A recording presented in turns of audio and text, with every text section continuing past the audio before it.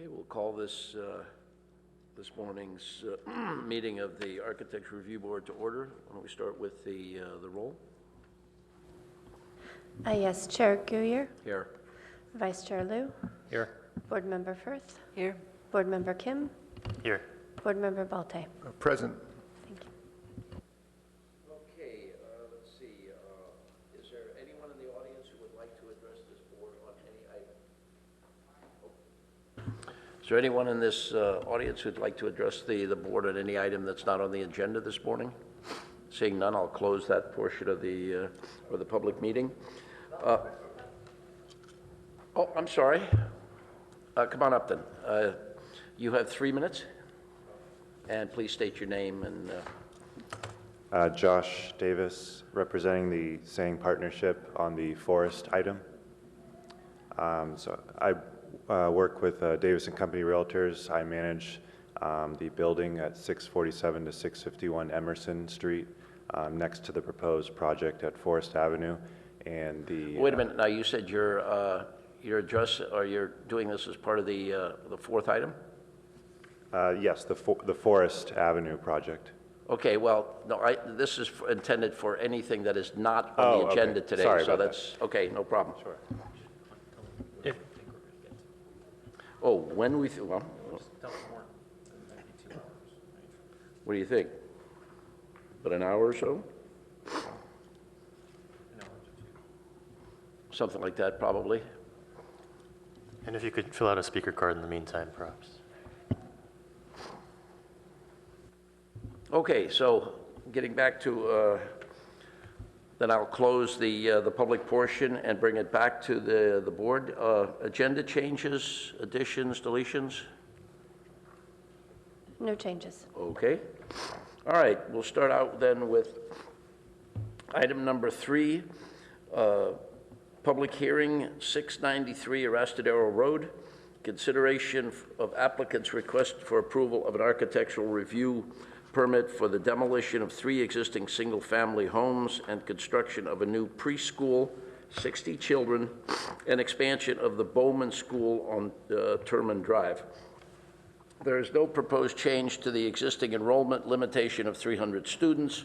3 new structures will have a combined floor area of 17,132 square feet and will be used for the preschool, a gymnasium, and classrooms. Environmental assessment and initial study is being prepared.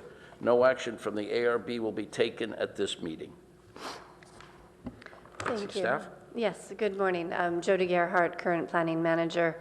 I'm pitch hitting for Victoria Hernandez, who is the project planner who's out on vacation right now. So this is 693 Arastadero. As you mentioned, it is approximately 17,000 square feet that they're asking to add to this sort of satellite expansion of the Bowman International School that is already located a couple doors down. The proposal would be a single-story classroom and administrative buildings, another single-story science lab, art building, which would have a basement and has kind of that garden courtyard as well. And then there's a single-story gymnasium.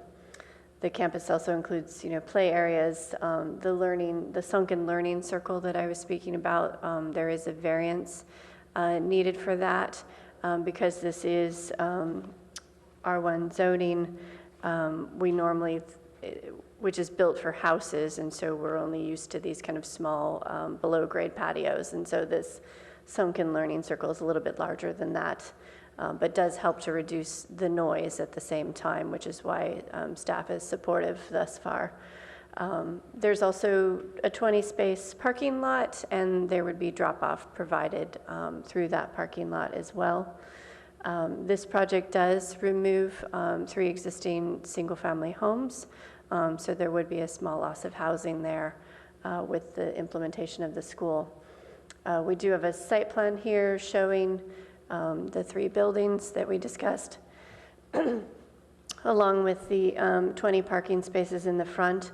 There is also a nice mature oak tree in the front that we are working to preserve as part of this project. This map just gives you some neighborhood context, showing you the existing Bowman School at the top there, and then the proposed expansion at the bottom. Older students would be walking back and forth to attend classes in the gym and go to the science lab and things like that. But the younger children would stay on this one campus, I believe. Key issues, staff does have some concerns about circulation issues. We just want to ensure that the drop-off and the pickup, that there would be sufficient queuing for those types of activities. And we want to ensure that that doesn't back up onto Arastadero, because there is, a narrowing down of that particular main road. And then just the loss of housing. There is, 3 housing units being lost, and that's, a critical issue in Palo Alto. With that, for the moment, we're not asking for a recommendation. We're just asking for you to review the project, and then we would bring it back at a later date. We also have a parcel map going forward to combined 2 parcels. That will be a parcel map with exceptions because the resulting lot would be over the maximum zoning limit. So, thank you. Thank you. Is the applicant here?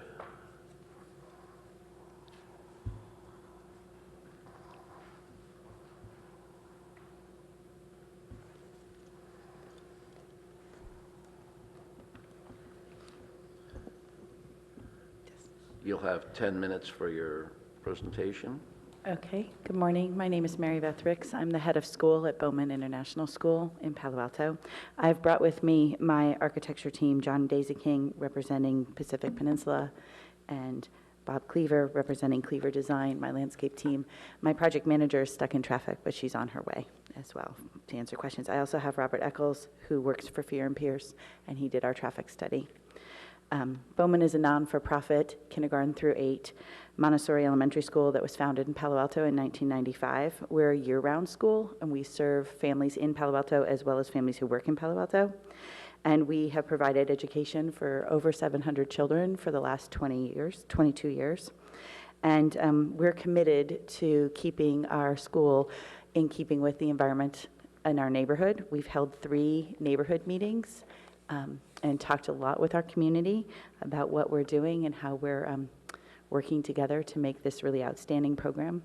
The project will allow us to have a preschool, which is expanding our program by 40 children, and then the Idea Lab, which is a design thinking laboratory, much like the Stanford School of Design. We will be one of the only schools on the peninsula that will have this outstanding Idea Lab, and one of 2 Montessori schools in the nation that will have one as well. So it's a really great opportunity to be an outstanding leader in progressive education. And so we're here again. We came last October. We took your advice. We held our 3rd meeting. We made a few design changes at your recommendation, and then we submitted our proposal in March, and we've been waiting to get the feedback, and we're here again, not for approval, but for a study session. So John, did you want to? Good morning. My name is John Daisy King again, the architect for Bowman School. And as Mary Beth mentioned, the charge that we got from Bowman in terms of the project is to basically design a project that would provide facilities for existing programs that they have, but have inadequate facilities at Terman. With that, they also gave us the vision that they wanted, which was a learning village assembly for the project, something that was residential in character, low scale, and that reflected sort of the Montessori approach to teaching, which is individualized learning, and also taking advantage of both, indoor, outdoor, there's a place in any situation, there's learning that can happen, and that's what we were trying to do. As Mary Beth mentioned, the last time we were here in front of the board was for our preliminary architectural review, which was actually over a year ago. So I did go back through and I wrote down a few notes, just to some of the highlights from that meeting, just to refresh your memory for you. So when you looked at this before, there were a few issues or items that you had brought up. One was traffic, wanting to make sure that the project, we all acknowledge that traffic is heavy at times on Arastadero with the schools, with Gunn and Terman. And so to look at that and make sure the project had a, minimal impact to any kind of traffic situation there. You're also were wanting us to look at bicycle circulation. We hadn't really fully shown that, even though we were thinking about it. We hadn't fully shown that on the previous submittal, since that was a very preliminary. We didn't have a lot of detail in it. And especially bikes with trailers was what you were concerned about. Also, we mentioned that we have, and I'll show you with this central sort of fire access, and you wanted us to look at how can we incorporate that with the big oak, and I mentioned was to maybe center that access on the oak, so to try to tie the two together. There was concerns voiced from Diane Chambers, who's the head of the Young Life preschool next door, about shadows cast into her, into the playground area on the church property. So we've looked at that, and I think we've addressed that issue as well. You wanted to have a little bit more definition on the circulation of students between Terman and Arastadero, or the Arastadero site, and then also a little bit more on the architectural style of the building, since we were pretty sketchy at the time we were here last time. A few things that you'd said that you liked were the site building and the parking arrangement that we had had. So the siting of the buildings and how that worked with parking. You liked the organization of the smaller scale buildings in the front of the property, with the gymnasium being the one taller one because of the basketball and volleyball functions, was towards the rear of the property. The scale of the project you were liked. And then you were in favor or liked the idea of the learning circle that we had, and I think Board Member Liu referred to it as one of the Indian step wells, sort of that same idea, which I liked because, our idea was too that it had a very functional aspect to it, but also by its nature, trying to bring in a little bit of the ceremonial meeting, gathering, sort of more of a civic function to it as well, which is really, we're trying to get things to be dual functional. So as sort of the focus for today's meeting, since it is an interim meeting, it's been a sort of a long haul through the city so far. And so what I'd like to do as much as possible to basically, ideally it'd be great if we could approve the project in theory, with the formal approval coming when we come back after the city is done with their final reviews, the department reviews and so on. So that would be my goal of the project. So I think we've spent a lot of time and gotten a lot of, reflective and sincere thought about what the comments from you, as well as our neighbors, the owners, the city departments, and I think we've really covered our bases here pretty well. So from a design approach, one of the things too that came up was, Terman or Bowman is currently housed at the Terman School, their 4,000 Terman site. And that building and that campus was not designed for Bowman School. It was designed for the Jewish daycare or day school. So it's sort of more institutional style, is not really in keeping with what the Bowman, if they were doing it today, that would not be the building that they would design, even though it works, it's been working well for them. So for the Arastadero site, their vision was something more that was more reflective of their learning philosophy, which is individualized learning, not group learning in a big classroom. Sort of the Montessori heritage, which is repurposing homes for classrooms, and then also a sort of desire to have something a little bit more informal and organic and feel to its design. So that was sort of where, and then the indoor and outdoor learning that I'd mentioned before. So that was sort of our starting point on that. So for site, I'd let Bob talk to you a little bit about the site. Good morning. Pleasure to be here. My name's Bob Cleaver, landscape architect for the project, and I just wanted to start off with a little bit of a review of the site context. As you saw in one of the earlier slides, along Arastadero, where this school is proposed, there is a Hetch-Hetchy right-of-way, which is a very nice open space a corridor through the neighborhood. We have apartment buildings to the south. We have a church and small daycare center to the east. And to the west of the Hetch-Hetchy is the Memorial Park, the cemetery. So point of that is that with the developments that are proposed on Arastradero, the school is, I'll use the word remote, but somewhat separated from the residential sections that are on the north side of Arastradero. And we felt that the school, although the design of the school has a residential quality, that the function of the school works well with the neighboring context. Next was, I just wanted to start off with a little bit of site organization. There is a large live oak that is along Arastradero, and it is, thank you, John, a very good, it is a great specimen. Dave Doctor was on your staff, has been very happy that the organization was to keep the tree, and our measures are to preserve the tree. And it became a focus for our design, and we coordinated the design of the fire access, sort of a central spine that coordinates with the tree. The remaining site properties or square footage on the site really has some perimeter trees. They are mostly live oaks. There's a few jacarandas in very poor shape, but with the exception of this oak tree, the other trees have been struggling mostly because of the drought and lack of water. None of them are nearly the scale of this tree. So it's really the primary focus has been this tree. So. Your time's up. If you'll just finish it up. Well, that's right. If you've got a finishing thought, that's... I wanted to pass it off to John to take a few more steps.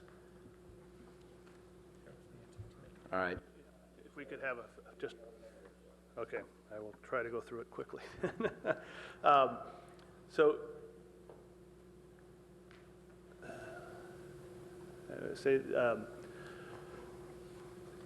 our site, we've developed the site plan further. I just want to, if I only have a few more minutes, then I want to go a little quicker on this. So quickly on the site plan, we have our parking in here. We have a circulation plan. I don't know if you had a chance to look at that, but it showed on this plan, it's a little hard to see here, but we've included bicycle circulation onto the site from both directions.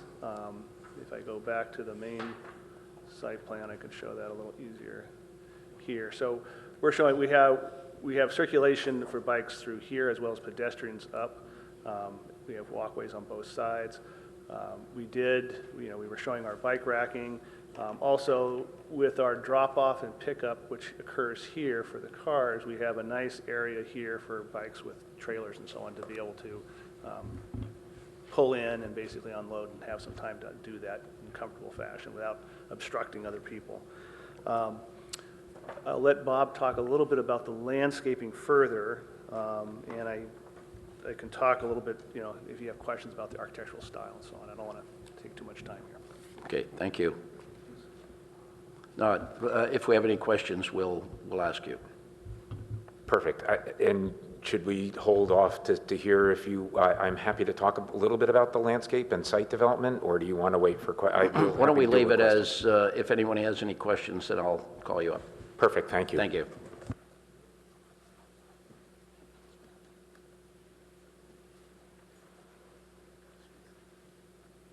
Okay, is anyone, I have one speaker slip at the moment. That's Diane Chambers. Come on up, and you have 3 minutes. Hello, hello. That's right, it only starts when you get to the microphone, so don't worry about it. You don't have to run up. Go ahead.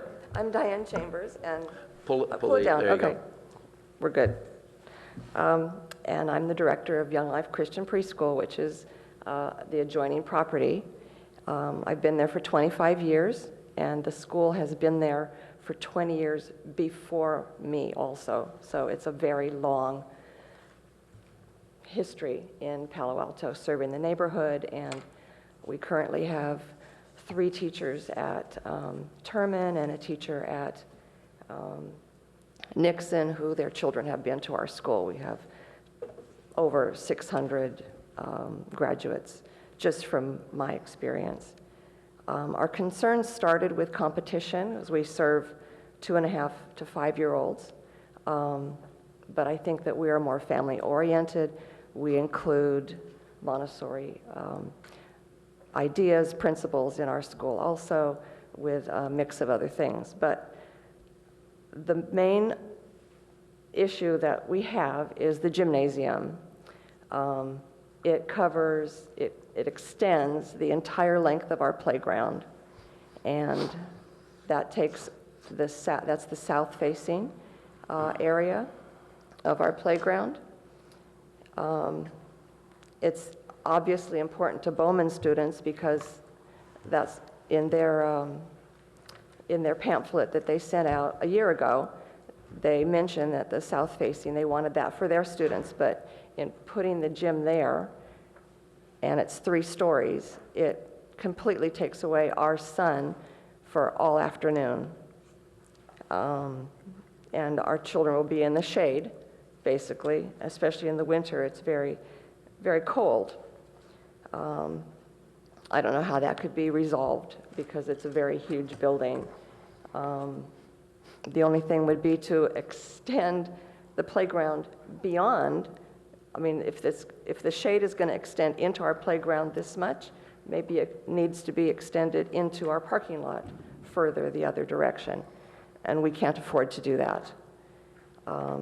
Another issue that we have facing is traffic, with putting that many children next door to us.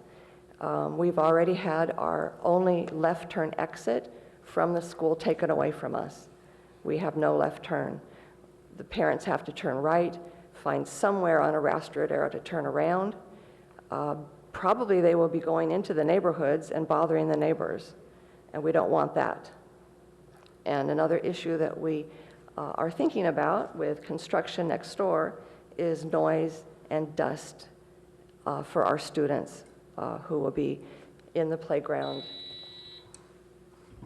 Thank you. Time. That's Thank okay. you. Thank you. Is there anyone else in the audience that would like to address the board? Sure. Is yours also a year-round program? Thank you. Okay, seeing none, I'll close the public portion and bring it back to the board. First of all, are there any questions of either the applicant or? Yes, I have 2 questions that are unrelated. Perhaps back to the person who just made some comments. Could the applicant explain to us whether there will be shadows cast on this playground from the gymnasium? Sure. I know there were shadow studies done, but rather than having me dig through all I these. will, Also, board members, if you take a look at MAR 25, we do have a shadow study included in the plan set. Yeah, I'm aware of that. I'm just asking if they could explain it Yep. to us for the record. Will there be any shadows cast on the adjoining playground by the gymnasium? Go ahead, John. So, yes, no. So No, it's a fairly the straightforward question. diagrams will show you why I said.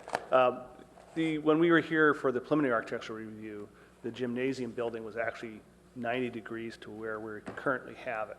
And that was, in that position, it had a higher elevation towards the Young Life preschool playground area, the church playground area.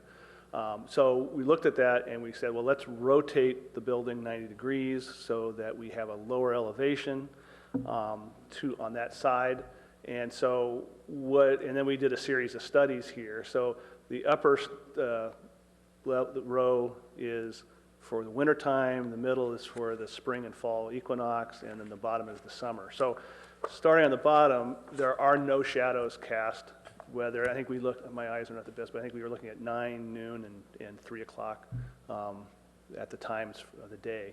And so the shadows that are in the playground area, which is in this area here, are from the trees that exist on the church property as well as the fence. So the building itself, its shadows are all within the Bowman property. Even on the equinox, it's sort of the same thing is true. It's more the shadows from the Terman apartments or the trees on the Terman apartments that are casting a shadow in the morning. At the noontime, and really again, it's just the fence. And at the later in the afternoon at 3, there's just a little of a hint of a shadow now being cast. So it really only happens when we get to the winter solstice. And here again, in the morning, it's the trees from the Terman apartments. At noon, we now just start to see a little bit of our building peeking over the shadow of the fence that's there. And then at 3 in the afternoon, the sun is getting low enough, it's getting close to sunset. By that time, the shadows are being cast.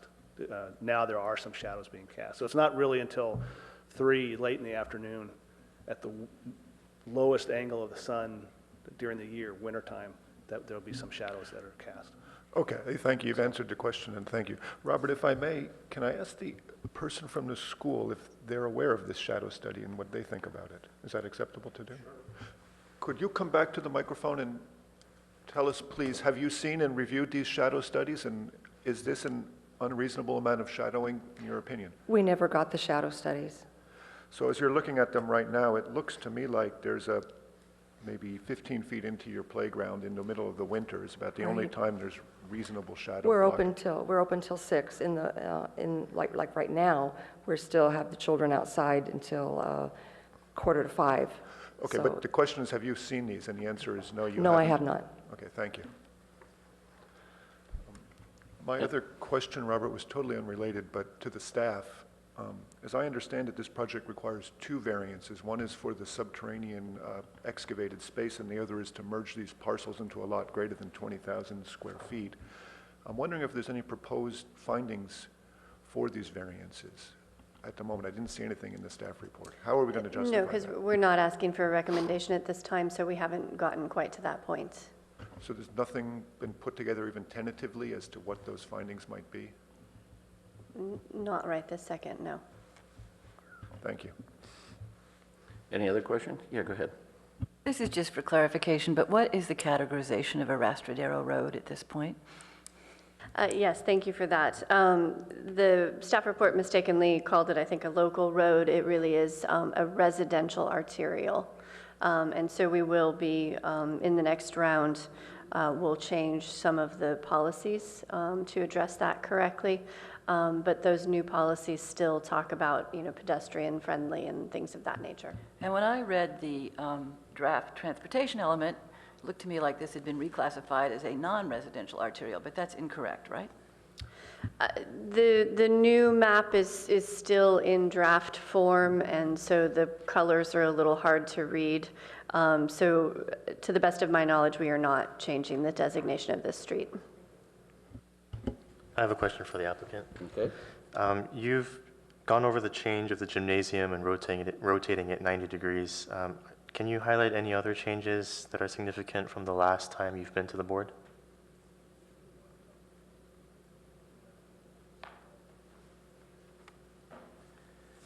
Would it be helpful to deal with landscape development, or are you hoping for just building changes, or? It would be nice to hear about landscape too, but I just don't want the answer to linger on for too long. Is there a way that you can kind of condense it or keep it as short as possible? I can. Sure. I think the 2 biggest, landscape was, we really didn't have anything per se on that before, so that's why it's the biggest change to answer your question. But we also, the other change is that we've refined the design of the architecture of the buildings more so. So I can speak to that if you'd like. But I think the biggest is how we've really developed the site for the project. So I'll let Bob speak to that. Okay. And I'll try to be brief. So the fire access lane central to the project was turned into a form of paseo. It's got swirling and more organic shapes of paving. It has a drainage feature, a rill that works with the existing topography, and we're draining from the southern end, and as you're looking at the drawing up at top on the screen, it's drawing right is the higher portion of the site, and it is draining towards the specimen oak. We then spill the decorative paving from the fire lane Paseo center and incorporate it and bring it to embrace the tree. Along Arastradero, we came in with an organic curving wall of gabion cages. Basically, we were using a local rock in cages to provide a barrier, if you will, a protective barrier. And along with that, did the bioswale planting and made it a lot softer, and the overused word organic, but the intent was to use native planting and complement the existing oak with the development there. The remaining areas are that we used larger canopy trees near the gymnasium and surrounding the gymnasium, and an organic open space for the preschool, and developed an adventure area, if you will, that is a little bit untraditional, but very in keeping with the Montessori style. I'll hold it at that. Thank you. Anyone else? Okay. Well, seeing as though, why don't we start with you then, Q? So thank you for coming back to the board, and thank you for your presentation. I think overall, I'm very appreciative of the design effort that's gone into this project. Taking a look at the buildings, it's evident that you've gone through the long process that you've explained, and that there has been a great deal of detail paid attention to each building. I do have a couple comments.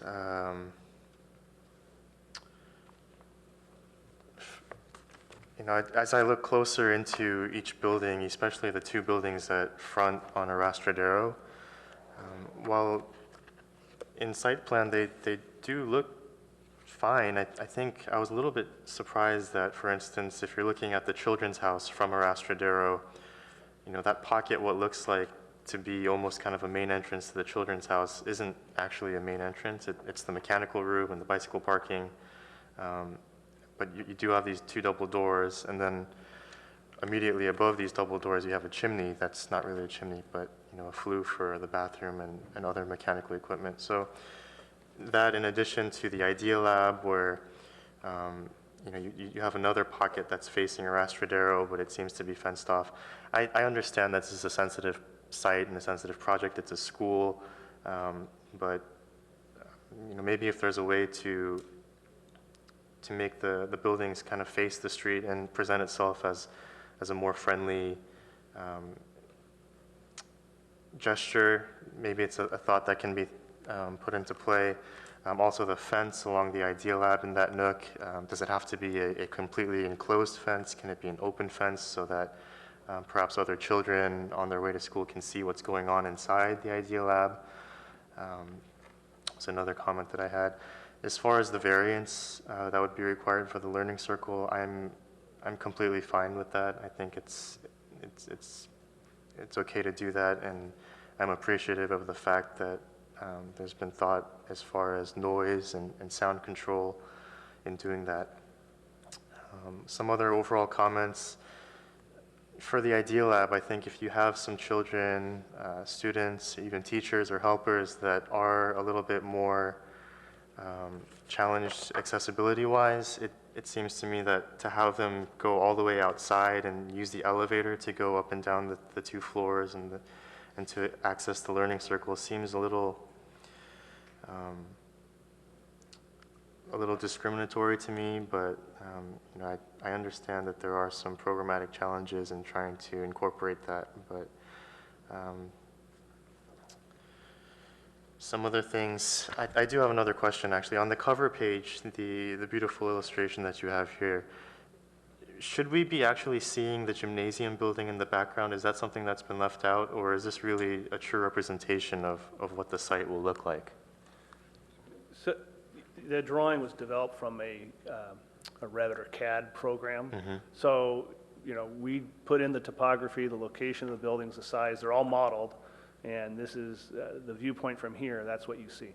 So to answer your question, no, the gym is there, it's just that you're not seeing it. It's just that you're not seeing it, okay. You're, you know, I think we had done a couple studies, and I think we have included in one where you're across the street and on the second floor, because one of the neighbors was concerned what he'd see from his upper floor. And that's the only time you get a little hint of the roof of the gymnasium coming through from. Okay, from thank that you. side.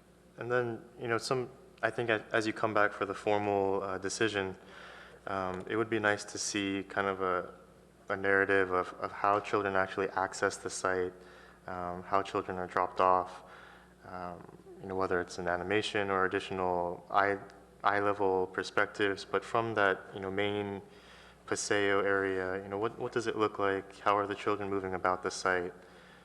Things like that. I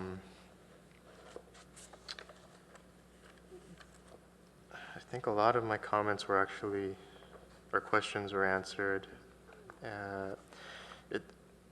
Maybe in closing, you know, I'm just thinking, are there ways to encourage the students to either bicycle or to carpool, or is there any kind of a plan in place for the majority of the students coming to this site to be dropped off at the main Bowman site and then walk over? I'm concerned about the traffic, and as Arrastradero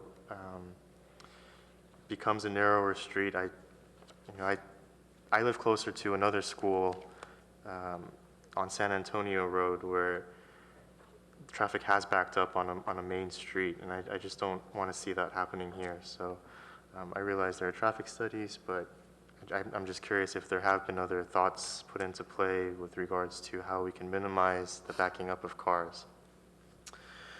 And then also for staff, in the title description of this project, it specifically states that it's a construction of a new preschool. To me, it seems like the gymnasium and the Idea Lab will actually serve the rest of Bowman School, not just the preschool itself. So I'm wondering if there needs to be a revision to the text there. I think I'll leave it at that. Thank you.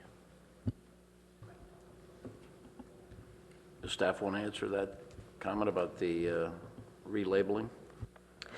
We can certainly take a second look at it, but we had tried to say that it was a new preschool and expansion of the Bowman School, but we'll look into that. Thank you. Alex? So thank you for your presentation. I think that the project has come a long way. It's looking really good to me. I like that you've really gotten down to some really great elements in the design. I think like the central spine, from what I can tell, in the landscape and the architecture are really handsome. I think the columns and the trellis at the gym with all the glass doors is fabulous. I like just your description about all of the native plants and the gabion walls and native trees. So I think that's all good. It seems to me the staff is concerned about potential for backup, and then we do have the neighbors concerned about the shading on the neighboring property. So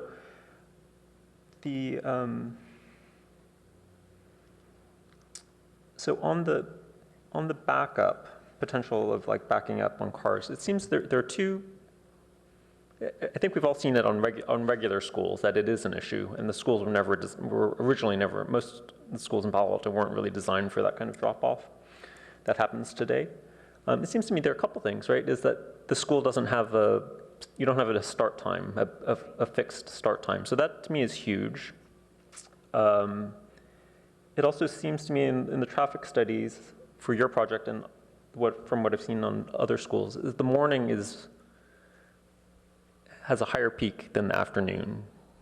And in the way that I observe Arrastradero and also the traffic numbers is that what you're doing is going to be like the reverse commute from what's happening on the traffic. So like in the morning, most of the traffic is heading west, and more of your traffic is going to be heading east on Arrastradero, if you're just looking at the peak numbers. And so, and the reverse is true in the afternoon. So I think that helps. I mean, those two things to me seems to me to help. I am also, you have more parking than is required, so there's some flexibility in the drop-off, right? So that there are extra spaces there that should be able to help. And then I think the other thing is that we have there's just some rule of thumb numbers from like the ITE, right? I mean, they're looking at, or actually these are other states. They have some rules of thumb about the amount of linear footage per student, right? And that equates to the length of the drop-off. And it seems to me that they have space there. And maybe it could be even the official drop-off could be even longer. Like, it seems to me to be workable, but I'm not a traffic engineer. So, but I do support the staff trying to look at that in more detail. So, sure, if you have a quick question, yes. No, I just was going to clarify. I already have 40 students on my current campus that will be moving there. They're part of the same families. So I'm only adding 20 new students. Just to clarify, the number 60 keeps coming up, but it's really only 20 new students are added to this drop-off. Sure, and I think so our I just concern, wanted to clarify that. I think we understand, that's in our paper, and I think our concern is that you're moving them to a different, Yeah, moving but them they'll down the still be street. dropped off with their siblings. Their drop-off isn't changing. Okay, so thank you for that. Just also, we have further information on, we looked at the queuing issue, the length of queuing, how many were coming, and Robert's here. If you want to, he can. We haven't had a chance because the issue came up a little Yeah, later. I understand it's a late So issue. we haven't shared the information with staff, but Robert could speak to it if you want to at this time, or we can wait until staff's had a chance to look at it. Okay, thank you for that.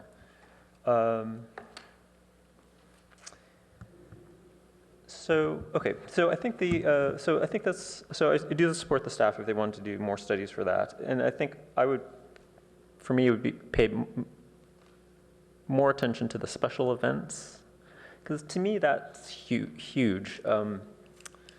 Things like the first day of class and back to school night. I mean, if you see what happens at a regular elementary school, there are cars parked all throughout the neighborhoods, and that's fine. I don't have an issue with that. But on this particular street, like say if people are parking in the neighborhood and across the street and want to cross, it's like really difficult. There's no crosswalk proposed here, except for there's one at Terman, right? There's a light, and then also there's a light at Gunn. But I think that some thought should be given to that. I mean, here, I think the studies, everybody's saying that the parking is going to be at the church and Terman, the overflow parking, and also on the street. It seems to me like that I would argue that we're at the distance between Terman and the proposed new school is like a quarter mile, maybe 0.2 miles. To me, that's like the upper range of what people will walk, right? I mean, I think a lot of times urban designers use the quarter-mile radius for downtowns as the distance that people are willing to walk. And so I think we should pay attention to that, because I think the temptation would be to park in the neighborhood, which would be closer. And then I think the other concern, which I think I mentioned last time, was the planting strips along the street. And I think you were just showing it as beige in the landscape plan, so I'm curious to see what those will be in your future landscape plans. And then I also do share the Q's comments about the fences in the front. I think there are a lot of craftsman buildings in Berkeley that they're like wood plank fences, but there are small openings and notches and stuff like that. I would encourage you to consider something that's that's mostly private, but has, something fun and interesting in there to make it a little bit more transparent. Okay, and then the last item that I have was the sun shading. And so just a quick question for staff is that really they would be following by code, they're following the R1 daylight plane, right, which is the 10 feet up in a 45-degree angle, right? It's not, I don't think some of the daylight planes are drawn in the plans, but I'm not sure that one was drawn in the plans. Correct. There is the standard R1 daylight planes on the sides, and we can have that better shown in the plans. Okay. And then if this weren't a school, my hunch is that it would be 2 houses. It's like that frontage along the church is 300 feet, so it could easily be like two houses, possibly even 3 if they were much smaller lots. And so I guess I would say that the gym is, if you look at the gym and the Idea Lab, it is bigger than what 2 houses would be. So I think that there is a shading impact. It seems minimal to me. It's the wintertime mostly. I guess in my mind, if it's following the daylight planes, then it's close to, very close to, it seems to me it's complying. Excuse me, just for your information, I just put up MR13, which on the upper left shows the section through the gym and the daylight plane. So yeah, and the 45-degree angle. And then also I think that Ms. Chambers had mentioned that it was like 3 stories, or like 3 stories in apparent height. So the height is, I think, as I looked at it, was like about 26 feet, which is that's comparable to a 2-story house. So so I think the issue then really for the board is actually the length, as you had mentioned, is the length of that facing your property. Okay, so that's where it is. Okay.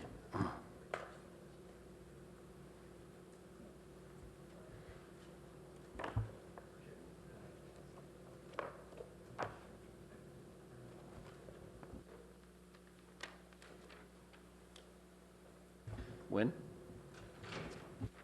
Thank you, and thank you for the presentation and for the comments from the neighbor. This is certainly a desirable use in the city. We're not being asked that, but we're always asked about comprehensive plan conformity, and this certainly advances one of the city's goals, which is to have enough spaces for small children to get educated.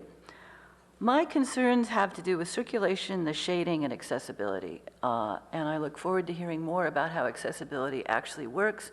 When I look at this, and I'm looking forward to seeing full-size plans next time, and I think about how inviting and welcoming is this to a child who has difficulty or an impossibility in navigating stairs, or that child's parents, I'm not reassured yet. And we accept that in older buildings where you're going to have to go around to the back and use special access points, but not in a new one. On circulation, I'm going to be interested in, I'm glad that you have what looks to be a fairly long drop-off point, and I'm reassured by the fact that you'd have a conditional use permit, that you have the opportunity of having a lot of drop-off taking place at the other campus. And I think schools tend to be places where it's relatively easy. It's not easy if you're doing it, but from the outside world, it's possible to modify behavior, starting hours, and whatnot in a way that can avoid what would be a really serious problem of any backup into a rastradero when you're starting your program. I'm a little concerned also, I'd like to know more about how does this 2-campus program, and I very much agree that this would be completely unproblematic if this were a preschool that was being established here, but preschools don't have full-size basketball gyms. The effect of people going back and forth as pedestrians on access to the Palo Alto Reformed Church site, it seems to me that it's quite possible that people would be trying to get in and out of that preschool program. I forgot to ask, is your program 7 days a week or 5? 5. Thank you. In and out of that preschool program, at the same time they're trying to go up and down that sidewalk, which could create quite a problem. for them. I'm also concerned, perhaps more than my colleagues, about the shading of the playground. I have very fond memories of preschool at the Institute for Child Welfare in Berkeley and of the trees and whatnot. And sunlight is important because areas that don't get regular sun get dank and unattractive and are not good play spaces. And outdoor play is important all year round, particularly in the winter. So I would like more information about, not when it doesn't cause a problem, but in the seasons of the year in which it could. Because I think preserving significant sunlight on that playground compared to what is there now is an important aspect of this project and its impact on an adjacent and equally valuable use. And I was just wondering, is it possible to sink gymnasiums? I realize I'm not such a diehard. I understand basketball is important.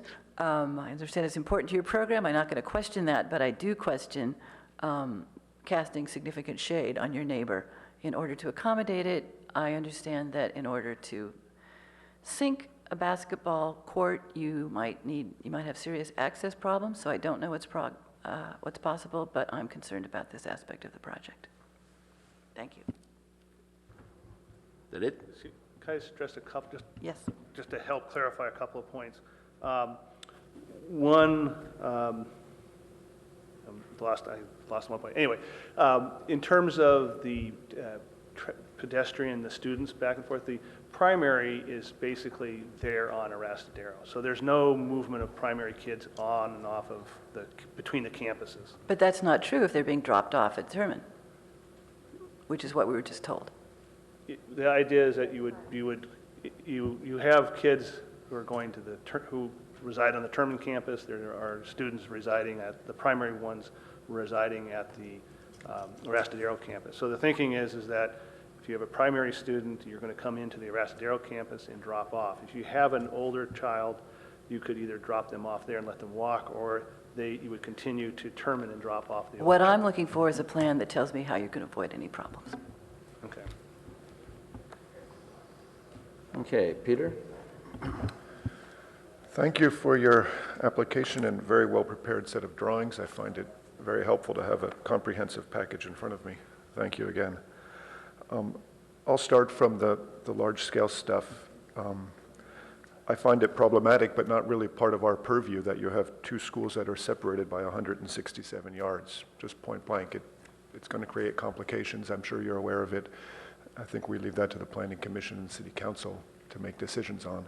So I don't have any issue with that as an Architecture Review Board member. I find that the architecture character is exceptional. I find it really fits in very well with what I perceive to be the nature of your school, to the nature of the community, to the residential or quasi-residential section of Arastadero you're on. The fact that they're all one-story or appearing to be one-story buildings is wonderful to me. The fact that they're not quite like houses, they have some essence of institutionalism to them still is really also quite nice. I'm very complimentary of the overall design style you've picked. I also find that having the parking and drop-off area in the front is well done, and it's about as best an arrangement as I could imagine doing, given this condition. And yes, I think there might be a few backups during peak occasions. I think it'll certainly be within the realm of what's been accepted in Palo Alto, and I think it will work very well. I'd like to address a couple of smaller issues, perhaps. You have a large oak tree in the front, which we're all talking about saving. It seems to me if you were to slightly reconfigure your parking, you might be able to get a real bulb out around that tree. I wonder if we could come to any one of the site plan pages where I could demonstrate that to you. I'm looking at sheet MAR 5. If you were to, any one of these will do fine. If you were to create, say, a 10 or 15-foot landscaped area sort of in a radius around that tree, that would form a really nice visual termination of your entry axis and really help a lot, I think, to preserve the tree. Right now you have parking coming fairly close to under the drip line and stuff like that. And you could do that just by removing the other tree that's in the parking area and just sliding a few of these spaces down. It seems to me that's an idea worth studying just to really say that that one tree is really what we're concerned about, and not just to create the technical space that Dave Doctor is pushing you about, or to go with some special soil and things, but just pull back farther from the tree. Give it the breathing room visually that a tree like that warrants in a town like Palo Alto. So that's just one comment. I understand that you're meeting Dave's requirements, but it seems to me you could do a notch better, and it would help you with the axis and saving the tree without too much of a change. If I could address the issue of the shading on the neighbor's playground, I do find that the building is quite below the daylight plane by 2 or 3 feet, and I find that the shading really is only a small portion of the playground at certain winter hours. That said, it also seems to me that, again, a fairly modest adjustment to your plan could help mitigate that and not really make much difference for you. So again, if you could shift, please, to the sectional drawing of the gymnasium. I had that page sorted out here. It's sheet MAR 13, section AA. And if you were to look where you have on the upper left corner is the drawing I'm referring to, you seem to have a series of telescoping bleacher seats to watch the basketball games, and there's a flat roof over those. And as I understand it, it's the top corner of that flat roof that's really casting that shadow on those winter hours. And if you were just to slope that roof or somehow cut it down a little bit over the bleachers, you probably could reduce the shadow even further without really mitigating or hurting the functionality of the gymnasium. I find in every other respect the design of the gymnasium is exemplary. It really has so many features around it, as Alex pointed out, the trellis, the columns, the whole wrapping around, breaking up of the mass that do wonderful things to break down the fact that this is a very large building. I agree that it's well within the height that you'd find for a 2-story residence, and a 2-story residence may well cast even bigger shadows. But because it's such a large volume, I compliment you on how well you've designed it to fit into the character of your building, your campus, and the community. I really think it's one of the better examples of how to do a gymnasium for a school. I'm very, very complimentary of that. I'd like to address Wynn's comments about accessibility, because we all share the need to really make buildings feel welcoming to all of us. I feel, though, that this is actually a very accessible site. If you think of your basic site design, almost all the buildings are 1 story, so there's no need to go up a level. And then the one place where you do have a lower level, which is the learning center, that sunken pit, you do have an elevator right front and center. It's celebrated architecturally. It's this very nice looking tower feature that all the kids are going to want to go up and down in that elevator. It seems to me you've actually made this friendly to a person in a wheelchair. And that's about the only place where you need to use the elevator. Everything else you've managed to keep at grade with a central access point that you walk in from the parking at grade again. I find it actually very, very well done for a school. There's no raised steps, there's no 2 stories, there's really not too much else. So from a very functional architectural point of view, I think you've merged the aesthetics well with keeping it welcoming to most people. I find that the sunken learning circle is a fantastic design feature. I wish I'd thought of it. It's going to be a wonderful space for kids to be outdoors, connected to their lab underneath, with making that downstairs space have lots of daylight. You've done a great job of protecting the neighbors from excessive sound by making it below grade while still giving kids a really neat outdoor space. I think that, at least I find in the rendering you've provided to be a very persuasive space. I think it really will be quite nice, and it's just a great idea of how to fit that kind of outdoor space into a residential neighborhood in a graceful way. I'm very complimentary of that, obviously. I like it very much. I'll come to Q's comments about the front of I guess both buildings, but the one on the right, I'm not quite familiar with the name of it, the Children's House. And when he pointed it out to me, I confess I didn't notice it, but you do have a double door into a mechanical space, which looked like the front door of a house.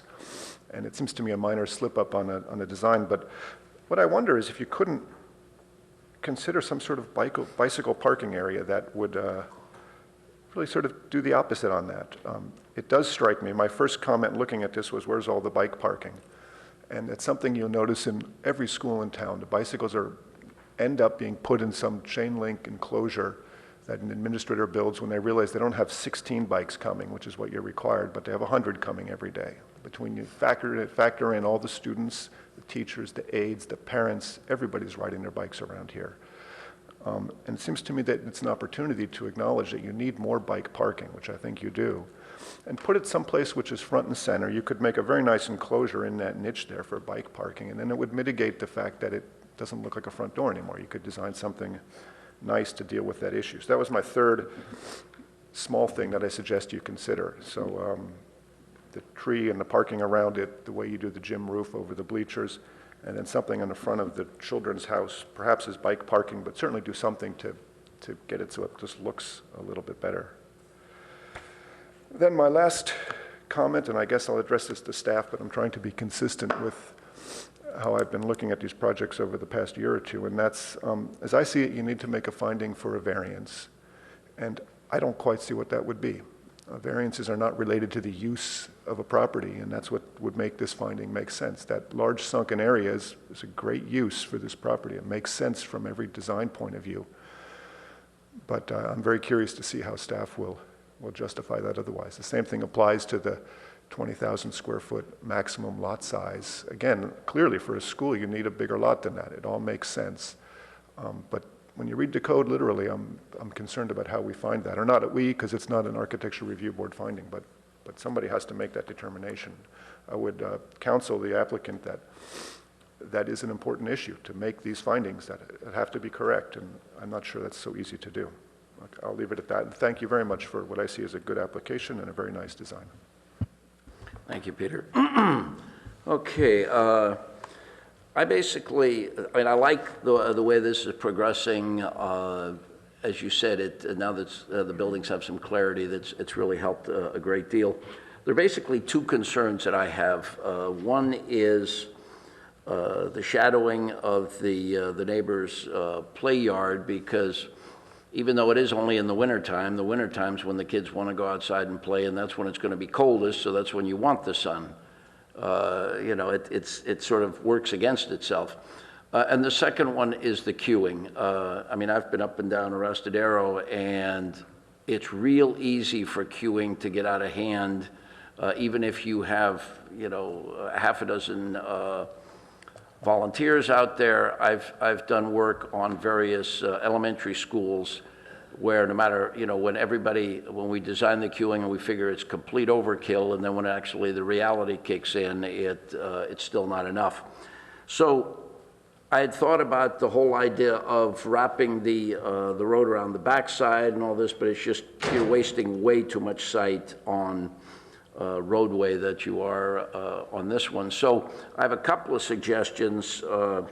First of all, with the gymnasium, I agree with my fellow board member, Peter, that two things. I think that area where the bleachers are could be, the roof could be sloped and do a great deal to help that. Also, I think the gymnasium can be designed somewhat so it could actually be pushed down or south, and even an extra 5 or 6 feet moving the building south would help on the shading on the adjacent property. That, along with the sloping of the roof, I think should eliminate most of it, so it gets pretty close to the fence, you know, so it allows the play area to stay completely lit. As to the queuing, I think you've done a good job, but based on also what we talked about, the idea of the Ideal Lab, where we've got these magnificent double doors leading into a utility room, basically, I'd like to see the queuing area, or I should say the drop-off point, move north about to where that one car is, and that way it extends it probably by 2 or possibly even 3 car lengths, just more time there, or even further, that you put the exact drop-off area where your garbage or trash enclosure is, and then relocate that somewhere so that you push it as far south, or I should say as far north as possible, to get the longest available queue. You know, invariably, no matter how you say you're going to stage it, and I've seen it enough, nobody says, yep, absolutely, my child will be there at 8:15 every morning. It just doesn't happen. I mean, this morning it took me over an hour to get here from San Mateo. Usually it takes me a half hour. So, I mean, it just, you don't know. So anyway, those are my two main things. Also, if the drop-off area is actually in front of the Ideal Lab, it also relates a little bit better to the whole concept of, you know, possibly making that more of an entryway into the building rather than to me, there's nothing worse than like a phony dormer or a set of doors that lead into nothing. I'm more of realistic. I'd like the old form follows function concept that I really don't like gorgeous double doors leading into a utility room, that sort of thing. And the same thing on the other side, I agree with you that I think both of them probably need to be so that the function actually does make it more of a concept where you enter from the front. Or at least, make it so that it doesn't look like that's the intent. Okay, that's mainly it for me. Any other comments from anyone? I have a quick comment on the gym, actually. You know, one of the things that I've noticed going to several other school gyms is the fact that when the bleachers are on the opposite side of the gymnasium from the entry, that if there's a game going on, people have a hard time getting around to the back of the gym to the bleachers. And I can foresee that possibly being a problem here in this case. It's not a huge deal for me, but just something that I thought I'd make a comment about. Also, while I really appreciate and I like the trellis and the doors opening up from the gymnasium, I'm just curious, how often is that really going to be used? It seems like a nice design feature that has a nice flow, but realistically, I think if you have children in here, you're not going to allow them to escape like that. And, they're obviously not for the people that are going to be watching the game. Maybe for people watching something going on at the platform stage area, but that was another comment. I also was able to find the older site plan actually here in the traffic study. And I see that previously the stage was oriented with the gymnasium and bleachers such that the telescoping bleachers would serve as the seating for the stage. In the current plan, the bleachers won't necessarily do that. So I'm curious how people are going to sit for the stage area. And then finally, my last question is, I remember there was a gate in the initial design. There's a gate into the main paseo, which seems to have been removed, and I like that move, but I just wanted to confirm that there is no longer a gate. The gate is still there. The gate is still there. So yeah. there is a main gate in the paseo. In the paseo, yeah. From the parking. From the parking area. That doesn't show up to me in the latest site plans. Oh, it does. I do see it here. Yeah, it's shown here. So There's a pedestrian scale gate, and then there's a section of fence that'll open up in terms of fire access. So will that gate be closed or open during the day? The big one will be closed. So it's just the pedestrian gate coming through. And it's an open gate? It's a control gate. It's at in front of the office, the admin. But visibility-wise? Visibility-wise, it opens. I mean, No, when the gate is closed, can you see through the gate fairly easily? Is it? yes, Okay. they're meant to be open, and it's not meant to be a solid wall. Okay, understood. I missed that gate. Okay, thank you. Okay, thank you. Good luck, and look forward to seeing the final result. Thank you.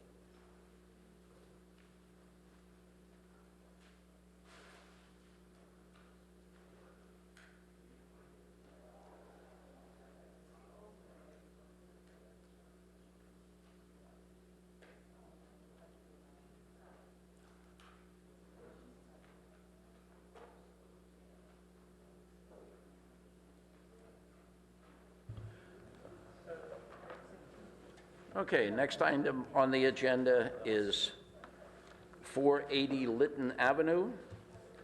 Pre-screening for an architectural review application for proposed exterior modifications to an existing 6,222 square foot building, including changes to the parking lot design and other site improvements. This application is not a project pursuant to the California Environmental Quality Act. Staff? Good morning, Chair Guyer, members of the Architectural Review Board. I'm Adam Peterson from the Planning and Community Environment Department, and I'm here today to present a preliminary review for 480 Lytton Avenue. This project essentially consists of a remodel and exterior alterations to the building at 480 Lytton. It seeks to, number one, develop a stronger facade along Lytton Avenue. Number two, replace all the existing windows with band aluminum framed windows.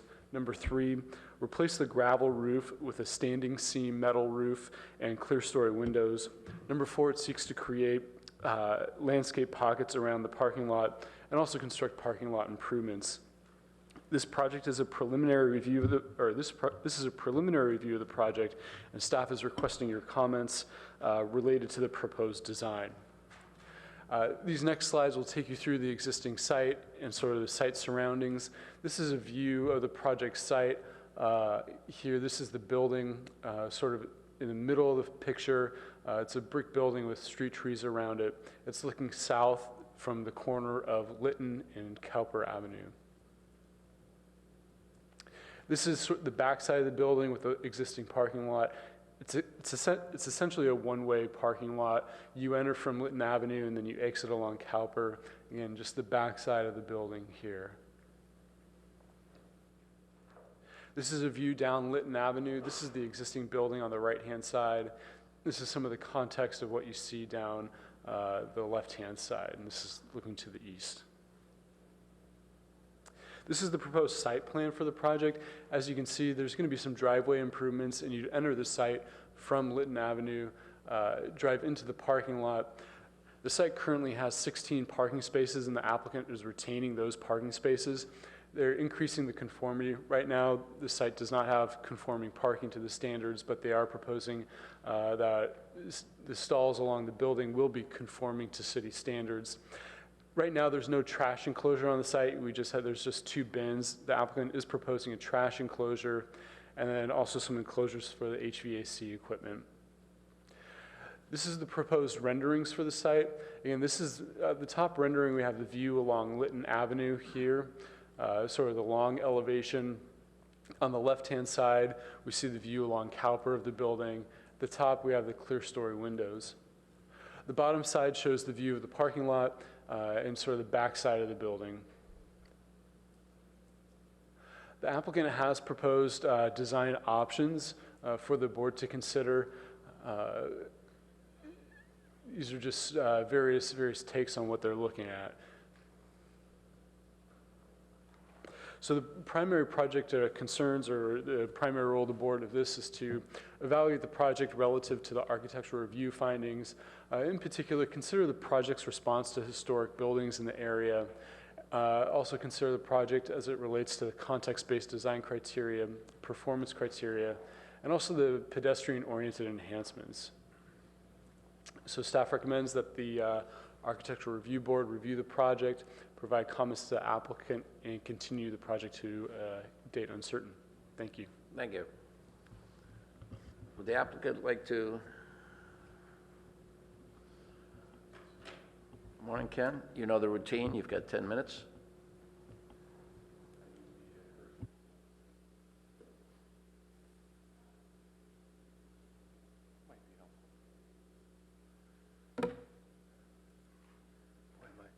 My eyes are getting worse every time I come in here. Good morning. Let me just make sure this works. Yeah. Good morning, members of the board. My name is Ken Hayes with Hayes Group Architects. I'm joined this morning by my client, Hillary Strain from Wing VC. The project, staff did a great job explaining it. In terms of the location, it's on the corner of Cowper and Lytton Avenue, located there. Looks like this is distorted. It's in the CDC P zoning district. It's completely surrounded by that district. Across the street diagonally is an RM30 district, and that imposes a 35-foot height limit on the building. Not an issue in this regard because we're dealing with an existing building. The views of the building, the upper left is the parking lot side from Cowper. It shows the entry to the building is actually on that parking lot side. It's a stucco building, kind of mid-century modern, defined horizontal roof line. The access to the parking lot from Lytton is located here, sort of on the west side of the property. This side of the building is all poured in place concrete, while the rest of the building is wood frame. Kind of has this pattern of shear walls and openings, fairly simple or simply constructed building. The project statement is to renovate the existing mid-century building for a modern office tenant, Wing VC. They have needs for flexibility, energy efficiency, daylighting. They wanted to have an iconic image, just sort of upgrade the image of the building, embrace sustainable design practices, and contribute to the living and working environment in downtown Palo Alto that we so much love. Existing site plan, very limited landscaping, no landscaping on this entire side here. There's a wood fence and an office building. Cars enter here through the parking lot, one-way diagonal spaces, and exit out onto Cowper. The existing entry, like I said, is located there, and then we're proposing, and we'll have a landscape architect involved. This is just conceptual. We want to get landscaping in the parking lot because we want to look at green trees and foliage from the second floor. So we would try to get an abundance of trees, as staff pointed out, new trash enclosure here where none exists today. Get the mechanical units off the roof and put them down in an enclosure on the ground so they don't have vibration issues. It'll probably be a VRF type system, very highly efficient. And then cars will come in the same way. We'll have an entrance. We're actually talking about adding benches. You can't quite see them. They're highlighted. Bench here with new landscaping, benches along Lytton Avenue or with new landscaping. And it says Kipling there. That is Lytton.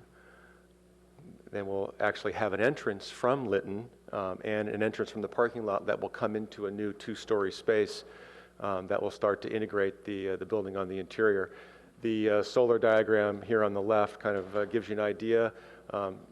The southwestern facade facing Lytton Avenue is going to have a lot of solar incidents. So we want to work with a vocabulary that's modern and provides for sun shading techniques, deep overhang, very clean lines, a very defined base and body to the building, lots of glass. Like I said, we want to really look into the canopy of trees that we both plant and that are there at the corner of Cowper and Lytton. We're not really pursuing these three any longer. We're hoping we can get your support today on the direction that we like. We did start off with something that didn't modify a whole lot, worked with the shear walls, put a new roof on the building and new glass. We moved to some other ideas more along the lines of the imagery we were beginning to develop and work with. This was going to be the upper right would highlight the corner and sort of the north side of the building and begin to kind of lift up and create more daylighting opportunities. But in the end, we really felt we didn't want to be that dramatic, kind of like lie low rather, behind the existing canopy of trees and use clear story techniques to bring light into the building instead of having the corner pop up. So we're focused now on this option here. This is the streetscape, the sort of brutalist building or the B of A building there on the corner. We think the sort of the clarity of our concept, the simplicity and boldness of the imagery that we're pursuing will be strong relative to this brutalist building next door. So I think that compatibility will work. The delicacy of the building, the detail that we're adding to it, sort of the fine light sort of line work, the sloped roof is a way to begin to pull the building towards the historic homes that are on Kipling, located here. So we think it's kind of a nice bridge between the two environments, and it is an existing building as well in terms of the overall mass. And there it is. And that's what we're proposing. The roof's going up about 2 feet, not including the clear story window behind. The idea is we have a strong base, differentiate that with some solid material and some punch outs, keeping the existing shear walls, creating all kinds of planter around the building. And these are the benches that we were talking about, could be placed on those planter walls. Open up the corner with lots of glass to look out into the landscaping. This is the entrance from Lytton. The deep overhang here would be metal cladding, and we're employing glass fins in kind of a seemingly random way. So it's not a regular pattern, but random to kind of relate to the organic nature of the trees. So you sort of look through the trees and see this more kind of random shadow pattern happening behind. And this is the side that faces the B of A building. Give you an idea, we're going to wrap the corner with the glass. Shows the raised planter around the perimeter. Anybody could sit anywhere on the planter, but we're going to provide some wood benches on top of that would kind of float.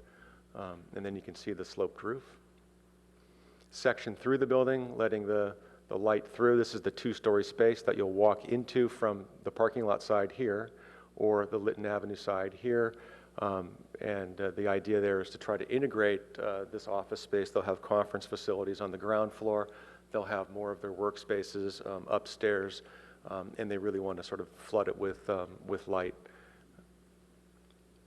And then just a diagram of the plan shows you this area will be the hole in the floor. We'll have the vertical circulation located there. We're actually going to have to add another stair. There was some ambiguity in 1021.2, and we thought we could negotiate away one of the stairs. But this will be under the new building code, and they've clarified what we thought was an ambiguity, so we will have another stair. So we need to add a stair to this. Most likely it will be over here and handled in a similar way as to what the existing stair does. This yellow area is the area under the clear story windows and the vault above, and that'll be all the open office area, is how we see it. We would take the patterning of windows and sunshades all the way around the buildings to give it some continuity. We understand that you don't necessarily need it all the way around the building, but I think it will give the building a more sort of complete look. This will help on this side in terms of early morning sun. But obviously, this is where you really need it on the western side. We did a little blow up. You can't see the highlight there, but this is sort of a blow up of this is the interior, and this is the glass line, and then we have the deep overhang. This is the metal panel eyebrow, and then these would be this random sort of layout of the glass panels. So they do not go all the way back to the window wall. They sort of float independently, but they're always under the canopies or between the two canopies. And just show you all sides of the building. This again is the concrete side of the building, and then the other areas of the building this is pretty much staying as is with new material, but that structure needs to remain too. And the slide that staff had showed you this is from the corner, the frameless glass, the raised planters, the benches, and then this form that floats above that's primarily glass and metal panel. And then a view from above. And I think that's my presentation. Thank you. Thank you. Are there any questions? Is this a multiple tenant space now, or is it a single tenant, the building? Oh, I'm sorry, I thought it was to staff. No, it was to you. It's multi-tenant. It's very chopped up inside. It's the demising walls inside pretty much provide the support for all of the roof structure and the floor structure. And when you finish this project, it would be a single tenant space? Correct. Thank you. Peter? Yes, one question for you, Architect Hayes. On the exposed concrete wall on one elevation, and then the glass fins, what is the exact materials you're thinking for the concrete and what? Mr. Balta, this end of the building has the concrete wall that's an existing structure. We're actually going to wrap it with the same material that we would treat the base of the building with. So it will come up and capture. What is that material? We're thinking that it would be either a porcelain tile or a stone tile. Color, texture? Feeling? Where it would probably be in the darker tones and a smooth hone type texture. It's not polished. We're showing gray right now. I would love to do something in that sort of color range, so probably not a very colorful material, but one that's more sort of the earth. Then the glass fins you've described, are they just clear tempered glass? How thick? No, they will be a laminated glass, and so it'll have a translucent film. And will they have that bluish tinge that glass tends to have, or what? It'll what are you probably be thinking more again? of a greenish tinge. I'm not sure. I don't think we're going to be using like a low iron glass, so it'll have a bit of a more kind of like the building across the street, Okay, thank which you. is more of kind of a green. If you get on the edge, it's a little bit green. That's what you'll be seeing is the edge of this a lot. Yeah. So, but it's not blue. Yeah. Okay, thank you. I have several questions for staff. The first question for staff is an explanation of the two parcels. And it seems like at one point that the applicant was trying to merge them and they decided not to. If you could explain the history behind that. Yeah, there are two parcels on the site, and so, or the project sort of straddles, not straddles, but there are two parcels. The parking lot or the dividing line between the parcels is in the parking lot. So originally, were these residential parcels, or? I don't have any history on Okay. the use or the historic use. You Or, look in the Sanborn maps, it was all, everything here, like Lytton and all the side streets were all Victorian houses. Okay. And then next question for staff. I have more experience on the residential side, but there's a certain boundary line between a rebuild versus a remodel. So a certain, deciding point in which a building is considered almost new construction, even if parts of the building are kept. Is there a rule that applies to that in this case? There isn't a bright line between remodel and rebuild for the planning department. There may be a more brighter line for the building department. And my concern for that is that, if building then later along the line says, well, this is actually a rebuild and not a remodel, then I think it would also kick into play a lot of additional code updates, such as parking and accessibility and some other issues there, so. if I can provide some insight, for this project, they're not adding or subtracting any square footage from the building. It's staying substantially the same. And so in terms of the parking, it's not going to trigger an increased demand in parking. I understand that, but it seems to me that the second floor at least is, all the walls are being torn down. I understand that they're going in the same places, but it's a brand new wall essentially. Yeah, thanks, Board Member Kim. We do need to look at that. We don't, as Jody said, we do not have a clear definition of rebuild renovation. It is something that we do struggle with, not only on the residential side, but also on the commercial side. There is some guidance in the code in the R combining district, I believe, and we can look to that. And understand your point that if it is a rebuild, parking may be an issue, regardless of whether they're adding square footage. So as a prelim, I don't think we've done an extensive amount of code analysis on this yet. We're just sort of teeing it up for a conversation, and we'll definitely take that comment, and we'll make sure we do that thorough code review. Great, thank you very much. Okay, yeah, the remaining questions I think then get canceled. Anyone else? Okay. Now, you gave me a speaker card that says item 5. Is that was supposed to be for this one, or is the next one? Okay. All right, then is there anyone in the audience that would like to address this board on this particular item? Okay, come on up. Did you fill out a card, or if not, do so after you give your presentation? I will. Please state I your name. apologize for that, but I will do so. John Schenk with Thwaites Brothers. We're the owner of the building and many buildings in the downtown. We happen to own the building next door and the Victorians behind it, and not all of them. The one on the corner we don't own, but 3 of the other Victorians on the backside there we are proud owners of. And I just wanted to share that we're excited at this opportunity to work with this particular tenant, Mr. Hayes, on what I really look at as a significant improvement and reinvestment in the neighborhood, where the building that's got functional obsolescence in a lot of ways. And this is an opportunity to make it healthier, make it brighter, filled with light, all of those kinds of things, far more energy efficient than the existing building, because old buildings just are not very efficient in the systems, in the guts of it, just to how it feels.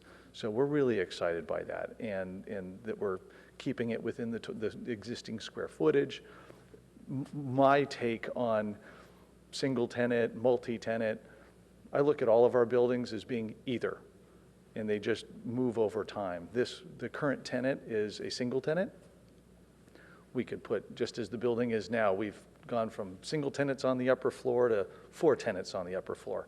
The same thing could happen in the future in terms of TIs and such, but the opportunity today is to really transform the structure itself. What happens inside as we move ahead, as very long-term owners, you know, the Thoits family's been in the downtown since the late 1800s, and we'll ride this building for another 100 years, you know, as things go for the family. But I just wanted to share, we're very supportive. We are really a big owner in terms of owning the neighboring buildings as well, and we love this concept, and our neighbors and the tenants in the other buildings share our excitement. So we'll see how we go through, but thank you. Thank you. Anyone else? Okay, seeing none, I'll close the public portion and bring it back to the board. Let's see, Alex, you want to start? So thank you, Ken. I don't really have that many comments on the building. I think everything that you've been doing is generally is great. It's very handsome. So I think that really the only things that I have are there's the existing wall facing the driveway, which is kind of blank. So that seems to me a weakness. And then the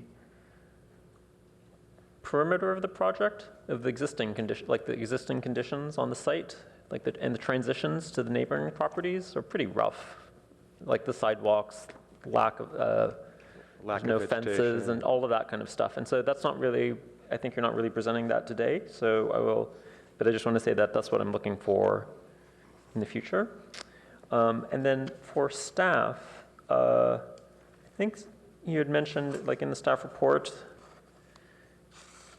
that the project plans do not provide the pedestrian overlay amenities in our downtown zone. And I just want to say that I think the architect's intent is that the planters and the benches are the amenities. And I think in the staff report, you're saying that the building is a 0 setback, but actually the building does have setbacks on Cowper and Lytton, and so I think it would actually meet the intent of having of the B zone, which is like awnings, canopies, recesses, benches, seating, landscaping. Yeah. So I think it does do that. So that's all that I have. Thank you, Ken. Thank you. Lynn? Well, I admit I've been sitting here, this is interesting zoning because it's CDC and it's pedestrian overlay, but it's not ground floor retail. And so we're supposed to be looking at this building to see how it provides pedestrian interest. And essential to foster the continuity of retail stores and display windows. And this is an office use, perhaps. So I'm trying to think of how to make sense of all these goals and requirements. I suspect it's not going to have display windows or retail display areas, but windows that could be used for that purpose at some future date, which would be enough. That's the thinking, yeah. I'm glad you have benches. I don't quite see this as yet being an enticing pedestrian experience. I wanted to ask staff a question, which is the ultimate in non-enticing pedestrian experiences is the Bank of America building across the street, except that it does have an open courtyard, an elevated open courtyard, which has its attractions, but it has 0 landscaping. Is that city standard and design for that site? Certainly 0 landscaping is not city standard. So when we have this back, I would appreciate understanding a bit more about that, because Lytton's in some ways, a very beautiful street. And I was driving up at 6 o'clock in the morning coming back from the airport recently, and you have a clear shot to the western hills, and we have big trees. And most of its beauty comes from the fact that people have done some good architecture along it. They've preserved some old buildings that were good architecture at the time, and we've got big and significant street trees. And this block kind of fizzles out. So I am hoping that when this otherwise much more interesting and improved building happens, it will be a lot greener and a lot less glary over there than this drawing makes me think it might be, and I realize the drawing is designed to show something other than landscaping. You know, this is the block this is the street that's the edge of my residential neighborhood, and then there's this kind of scrim of alternating residential and non-residential buildings across it. But I think for me at least, it's fine for me for it to look like a beautiful office building, but I want it to look like a beautiful office building that's intended to be reached by pedestrians, and that is an attractive place to find when I try to go from my residential neighborhood to the downtown commercial area. Peter? Thank you. Before I start, Architect Hayes, could you confirm for me, please, the existing roof structure, the cantilevered second-story part, is that being maintained? The new, No. It is not? No, that's not being And maintained. is it being, did I understand you said it's being raised up? Is there So we're raising, yes, we're raising it because the ceiling heights inside are barely 9 feet. All the ductwork would need to be up on the roof of the building to get a modern mechanical system to work well. And we're trying to increase the volume of the space inside. So yeah, so the roof structure is changing, and hopefully it'll be column-free. So we'll have a very flexible layout on the second floor. I'm sorry, but I just can't find in the drawings, how much is it going up by? What's the 2 feet. dimension? 2 feet. Okay, so I think it's going to, I'd like to see more detail on that, certainly. Okay. I find it's a wonderful change for the neighborhood to have this building revitalized. It's sort of a sorry and old-looking corner with tremendous potential, notwithstanding that the B of A building across the street is infinitely worse, in my opinion, without being remodeled. I find that your idea of the continuous band of second-story glazed area with these light glass valances to be wonderful. I think it'll really be a neat effect on the street. It seems to be just about the right touch for being an office building, but just 2 stories high. That said, I'm concerned if you're raising it 2 feet higher, that could really be an issue, Architect Hayes. Right now it feels about right, the scale of it, the mass of that building. 2 feet more makes that thing a little bit too top-heavy, in my opinion. I'd caution you to really study that carefully. I'm looking at the slanted clear story element on the top, and that feels too top-heavy to me. And first I thought it just wouldn't be visible, but then I'm thinking about it more, and as you approach Lytton from the west, I think it'll be quite visible. You see it right here. Yeah, right. I think it has the risk of just being too top-heavy in the element, which is, I don't think what your intention is, but reflecting back on a building you proposed to us 6 months or so ago on El Camino, where you had a similar central courtyard with a covered area as a light well, and you put more or less horizontal solar panels there. And it had the same effect of letting light into the center of the building, and I'm wondering if you couldn't tweak your design a little bit to try to reduce the heaviness of it. I'm concerned, especially as you... This is preliminary. We haven't gone real So- far. so I'm just throwing an idea at you. Our concern is we want it to be high enough so that the clear story windows are functional, so that we get some light We all in. want it to be functional. What you proposed on that other building was, I found, successful and attractive. Thank you. And something like that. It also had a lighter feeling to it, and that might help here. But when you come back next time, if you could be sure to have good renderings showing the context of all 3 corners, all 3 public corners of this building, that affects what I was talking about earlier, the choice of materials on that, I guess you'd say, west-facing wall, the large blank concrete wall, which my first reaction was, gee, why couldn't you modify it somehow? I can understand why it's very difficult to do. Yeah. That said, your choice of material on that wall is critical. Right, we're also thinking that that wall will be where we put our core, essentially, so the functional core. If you could make sure that we have renderings, especially of that corner, showing the context, showing how it fits into the community, that's an especially important concern of ours these days. Good renderings showing that will go a long way to selling your point or explaining to us what needs correction. So on all three corners of the building, we'd really like to see good, eye-level, street view renderings of the building in its context. Then I'd like to come to my biggest concern about this, which is that this building is in the pedestrian overlay. That's something that the city and city council is especially concerned about these days. And if you read the text of the code, it clearly says that any renovations also trigger the architecture board to review this and make sure it complies with pedestrian standards. I respectfully disagree with Alex saying that just by having planters there, you meet the letter of the code, I agree, but I don't think you're creating pedestrian-friendly outdoor spaces on the front of your building. I think there's some basic structural planning choices you've made that get you there. Could you put the main entrance to the building not off the parking lot, but off of Lytton? Buildings that are public, buildings that people we go have in an and out entrance of. on both sides. Let me finish, please. Buildings that are public have main entrances, things where the address is marked, where most people go in and out of on the street, not on a parking lot. That's exactly what we've done. It looks to me like you have the two-story space, the main celebratory entrance on the back of the building. No, well, you're gonna walk in and be in a contiguous lobby that goes from street to parking lot. I'd like to see if you couldn't also then get some additional entrances at the ground level off of Lytton and I guess it's Cowper there. Again, that may not be the need now for a single tenant, but as the buildings evolve, that leaves the potential for having retail uses on that building. As it is now with the planters, that makes it impossible. Yeah, we could The certainly intent to- lower Please, Ken, let me planters. finish. It would make. I thought you were asking me questions. I'm not asking questions, I'm trying to make statements.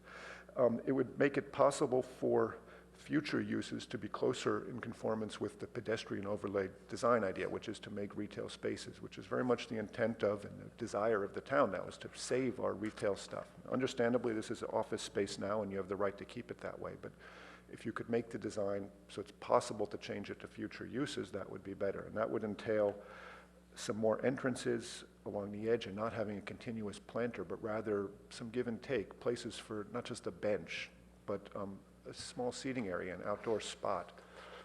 If you study across the street where the taqueria is and a barber shop and a bunch of stuff like that, it's an incredibly active curb, street side. And you just look at the two and it's a dramatic difference in vitality of street life. And ask yourself, why is that? And as an architect, I'm sure you're well aware of what I'm talking about. If there's things you could do to the ground floor of this building to bring that into play, that would do a lot towards making me feel that you're addressing in a real, genuine spirit the pedestrian overlay requirements. So I'll leave it at that. I think that's the single thing that needs changed the most, just somehow get it more pedestrian accessible. Thank you. Thank you. Thank you. Yep, thank you for bringing this project as a preliminary review. I think you always do an exceptional job of kind of giving an example of how the process should be done, starting with the preliminary review. So I'm appreciative of that. The first thought that I had looking at the plans for this building was just the amount of generous daylight that you're presenting. I think the existing building does kind of make it feel much more enclosed and dark, and I think this can be a very nice and exciting space inside, which is great for the occupants, and also the way that that translates to the outside, I think will be a better architectural experience for those passing by the building as well. I think it's a very good looking building. I think it doesn't seem forced to me. It seems very elegant in the way that it's been done, and my hope is that it can remain as a remodel so that it won't trigger additional code issues. And I think the overall design is just very simple and clean, and I'm appreciative of what you're trying to do with the renovations. If I have any criticisms, it might be that I think it's just part of the fact that this is a preliminary package, but I think it seems maybe a little too sterile right now, but I think that it's going to progress, so I'm not too worried about that. The planters, to me, on the ground level seem a little long, a little too long, if they can maybe be broken up, or if there can just be another look taken at that. I appreciate the benches that have been added with the backs. I don't think they necessarily have to be wood. Maybe they can kind of blend in with some of the other building materials that you've got going on. But I'm appreciative of that. Maybe take a look at the height of the planter and the bench. To me, it looks a little high right now, but I'm sure it can be adjusted. And then kind of on a fun note, I was almost thinking that those glazing fins that you have, maybe, in barcode, maybe they say, Lytton and, or Palo Alto or something. But I think that's kind of a fun idea with the fins that you've got going on there. And I look forward to seeing more of the construction details, the materials as they get panned out, and some of the other service things that are going to eventually go in the building, such as the kitchens and bathrooms and what have you. But thank you for the preliminary package. I think it's a very good-looking building, and I'm excited to see this corner be a little bit more revitalized. Great. Thank you, Mr. Kim. Yes, I think it's a great improvement. A couple of things responding to some of my fellow board members. I don't really have a problem with the extra 2 feet. I don't think it'll do much. The main thing when I first saw it is that to me, the clerestory seems like it was dropped on as an afterthought. It just doesn't really relate to the building. Now, part of that may also be, the color, that it's a drastic change, but whatever the case is, I'd like to see it integrated a little bit more into the building itself. And then I guess the main other option is, I agree with Peter that I think putting the planters all the way around the building like that with a rigid wall limits the flexibility of what can be done with the ground floor. You can still, put some pots or whatever if you want to get some planting in there, but I think it needs to be left a little bit more free-flowing than a rigid, pardon me? Like a grade level, so that you can actually walk. Right. Yeah, got it. That sort of thing. So I don't have a problem with, I like the concept of the elongated lobby so that it connects to both sides. That does give you a lot of flexibility. All in all, I think it's a real good start, but like I said, my main concern is the clerestory. Great. Any other comments from anyone? Yeah, Lynn? I was just thinking that, is it 245 Lytton, the great big, huge, long building, Mozart development? Anyway. Oh, yeah, the King's building, Yeah. So that's an example of something that is quite big and is quite pedestrian friendly, partly because you look at their through lobby and you see this spectacular flower arrangement every day. But I realize that when I'm looking for pedestrian amenities, I'm not just looking for a bench that faces the street. I really do think it's nice to have a place where you can sit and talk to somebody.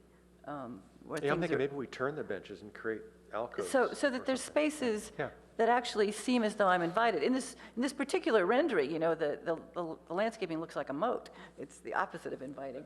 And you know why the benches are there. Yeah. This is why you have architects who can actually transform these drawings into reality. I wanted this conversation. So we have benches, but let's figure out how to make them. This is not going to urge me to be there, and I want to think I can go over and get my, as long as they let Sancho stay there, I can get my food and come over here and sit there and not feel I'm trespassing. And I would be in favor of landscaping that isn't just below my knees. I want to have things blooming and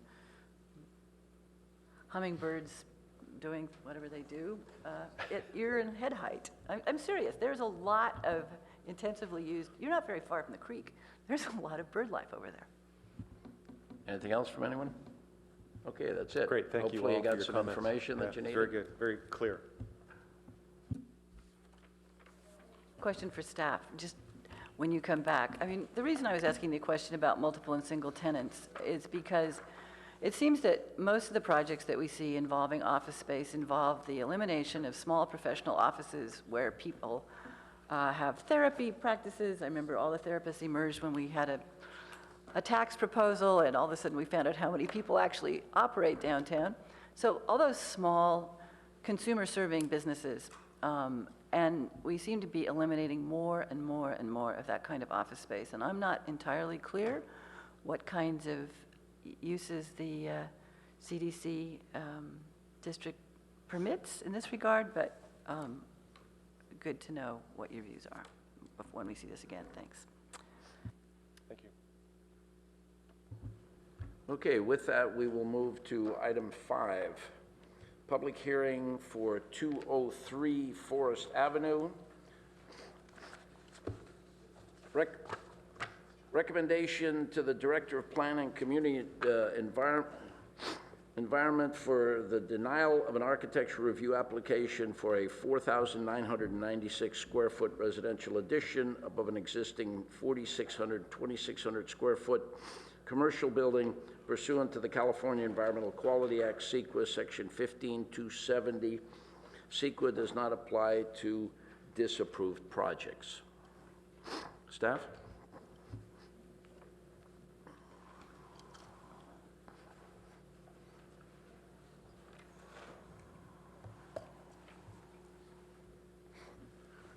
Good morning, Chair Guyer, members of the board. This is the 203 Forest coming back to the board for the subsequent hearing. As a quick background, the board heard this project, I believe, on September 15th or September 1st, and recommended denial of the project. So the project is before the board for denial. I want to give the board a quick update that staff did reach out, it was heard September 1st. I do want to give the board a quick update. Staff did reach out to the applicant and just through phone calls and emails and try to work with the applicant in terms of making design changes recommended by the board at the last hearing.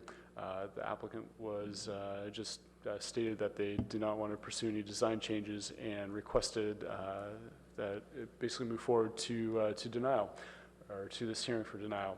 I want to run through the presentation pretty quickly here, and so I can answer any questions that you may have.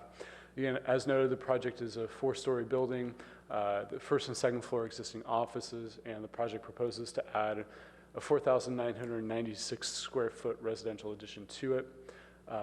It's on the corner of Forest and Emerson Street. This is the view of the building here on the left-hand side. Again, this is really quickly just the existing environment. This is looking north along Emerson Street.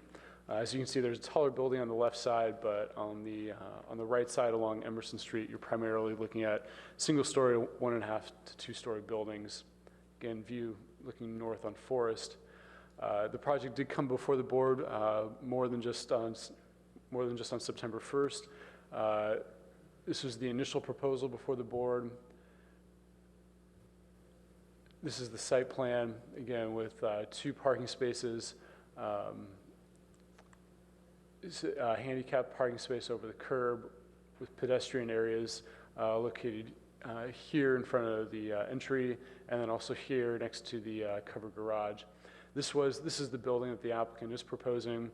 Again, the rendering of it from Emerson Street.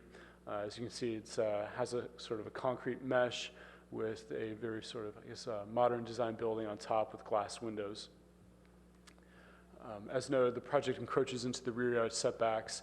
The parking crosses the sidewalks, and we're concerned about its consistency with the architectural review findings and context-based criteria. I did want to note to the board that staff did receive correspondence from an existing neighbor, or excuse me, from a neighbor nearby.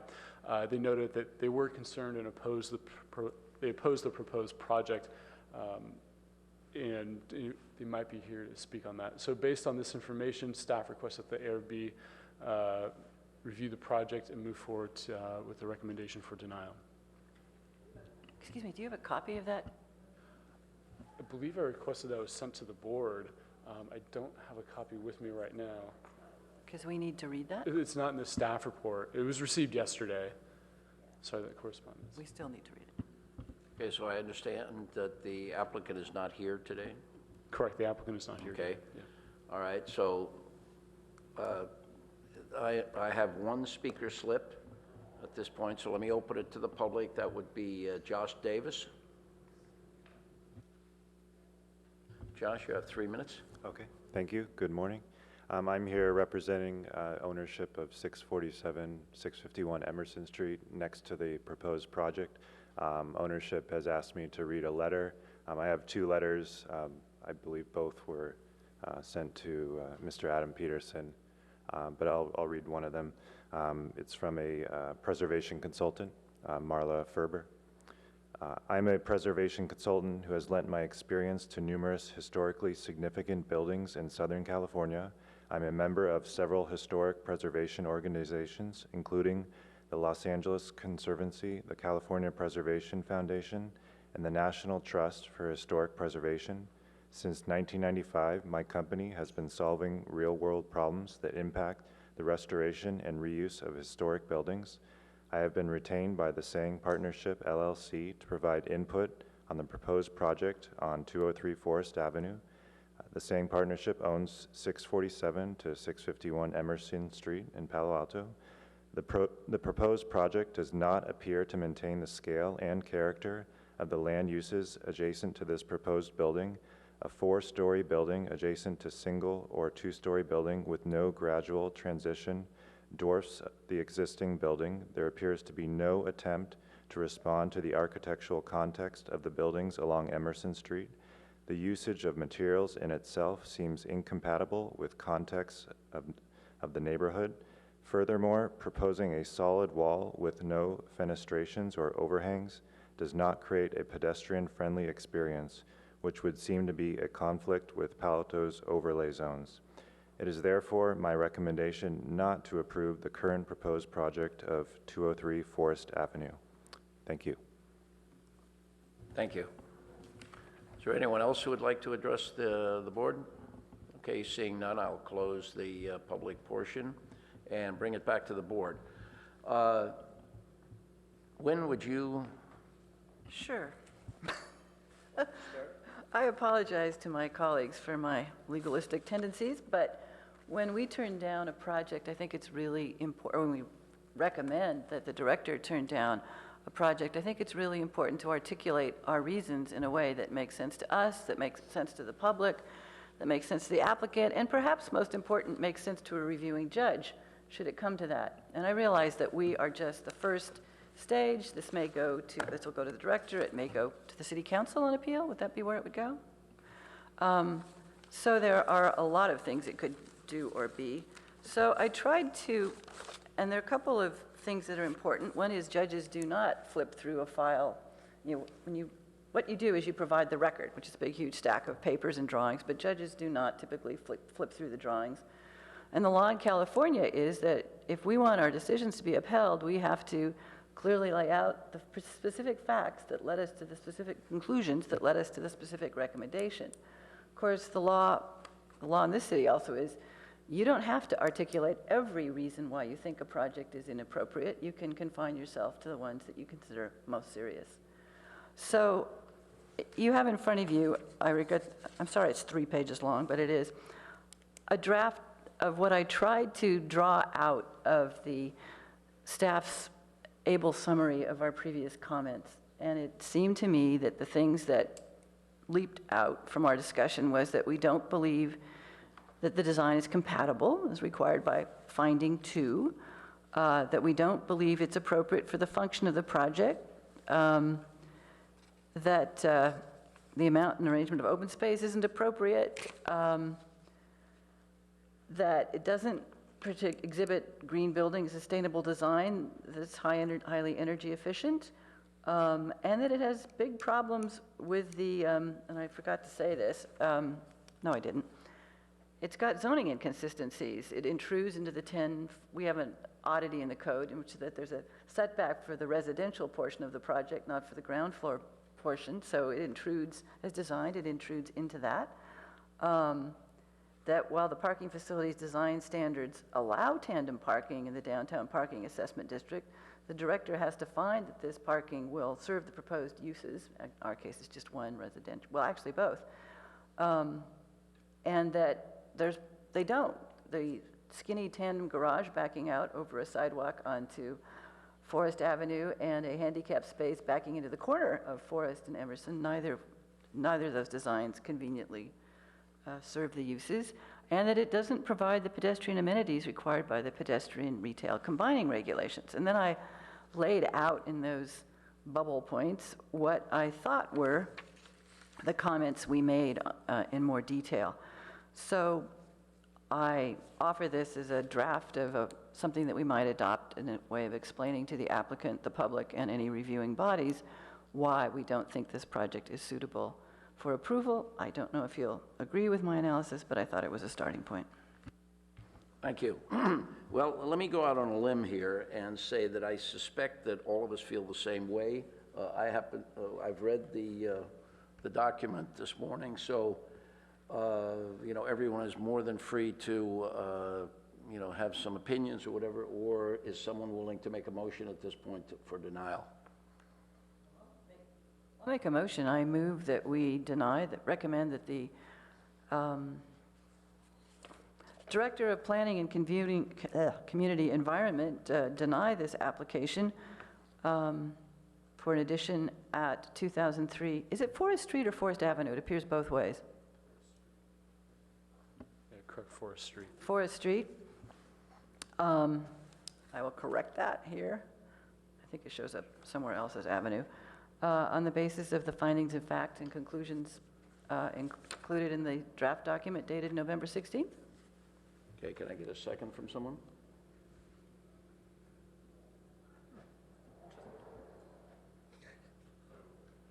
Can I ask? Sure. I support what you're doing, Robert, and I want to go forward with this. I guess I'm just confused or concerned. It seems to me we had a series of findings that came to us from staff, and Wynn has written up other findings that make perfect sense to me. And what we're proposing to do, what she's moved, is that we use the findings she's written up as justification for our denial. And I think we need to be sure that we're working with staff on this, that they also agree with doing it this way.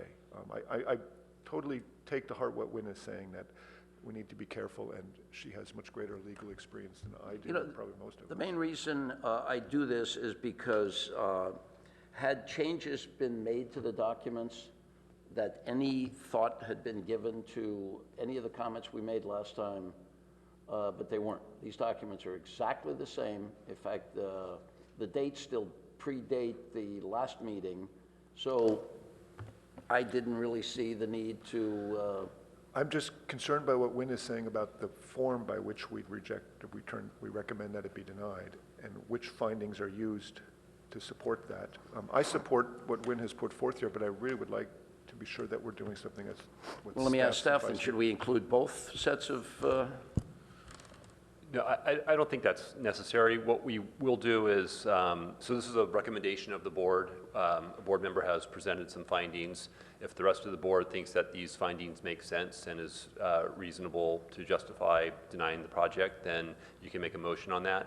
The director will look at these findings. There may be some tweaks here or there that are made, but the final determination will reflect, that decision, which may in fact be a blend or some variation. That said, I'm happy to second the motion. Okay. All those in favor? Aye. Aye. Aye. Aye. Opposed? Okay. And just for the record, it's Forest Avenue. And could I say to the staff also, when I was reading over all of this, I continued to be very confused by the parking calculations. The parking assessment district uses a unified standard, square footage and parking. This building was assessed for substantially less in square footage than they're now proposing as commercial square footage. And I'm not asking for an answer today, but this is sort of like the situation of the church that was not assessed because as a church use, they only parked on Sundays and then became an office building after having paid no assessments. If their assessment's based on 3,306 square feet of usable commercial area, and they're now claiming substantially more, another 1,320 square feet, which would be another 4 or 5 spaces? It's 250, one space per 250 square feet. At some point, I'd like to understand that, not today. Okay, the final item is the approval of the minutes of October 20th. Has everyone had a chance to read those, and if so, are there any comments?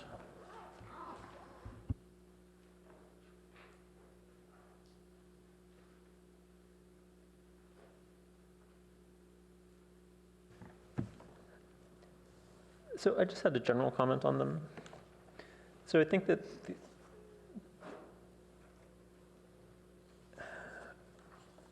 I think we had a really good system for the summary, for doing it. And this one, it seems different. It seems more like verbatim minutes. I noticed that, yeah. Yeah, so I can speak to that. So I know that it can vary depending on the item, but Right. yeah. So we've had some challenges when items are going to so the council is very clear that when an item goes to them, they want to see the verbatim text. And we have found ourselves sort of scrambling at the last minute, sometimes succeeding, sometimes not, in getting those minutes to the council. And so for a nominal cost to our, operations, we found it to be more efficient and convenient to have the transcriber give us verbatim minutes. And so, and we're trying to make them slightly modified verbatim, so we're cutting out all the, the natural way that, like I'm talking right now. So that's the idea, is we're trying to get to the, the essence of it. And where it's jarbled or where there's overtalk, we're just saying, we're just making that statement and just picking up the stuff that we can hear. So yeah, it'll get longer, and we'll try not to make it too. So the intent is this will be the standard format then? That's correct. We're going to seek, when we go back to the council, for budget, we're going to ask for a modest increase in our budget to do this. My guess is that it would be supported, but you never know. So that means you are going to expect us to speak in complete sentences. You may continue speaking as you choose. Oh, come on, every word is money, so. Well, I'd like to go on record then saying I don't think that's a good idea. I think we're not serving the public as well. There exists a video recording of this online for anybody who wants to see exactly what went down. The public is well served by having a condensed version of these minutes that what we were doing before encapsulates what we said, but also makes it readable. This is very difficult to figure out what went on. If you could be sure that gets referenced back to council, thank you. To a certain extent, I agree. I mean, it's a lot easier to read the encapsulated version than every word. Now, I know it would be additional cost to take the verbatim and then trim it down to a smaller version for us, but, I'll leave. Well, we can explore doing like a final action agenda that summarizes the action the board made and the votes, in addition to the transcriptions. We wouldn't necessarily need to send that to the board, but if we're looking to get a short synopsis of the action, we can certainly do that. I'd be happy with that sort of thing. Just trying to serve the public. And somebody wants to read what went on with this, it's pretty opaque. And if you have to sit through 2 hours of video recording, it's also opaque. So the result of this is that nobody knows what happened. Whereas a 2-page summary, what we've been doing up till now, I think most of us agree, really been working quite well. It wasn't just an action summary, though it had some meat to what we were saying. It took a skilled person to listen to the tape and turn it into the coherent minutes you were giving us. So yeah, I hear your comments. Thank you. Okay, so other than that, any comments? Can you give us any insight into what will be on our next agenda?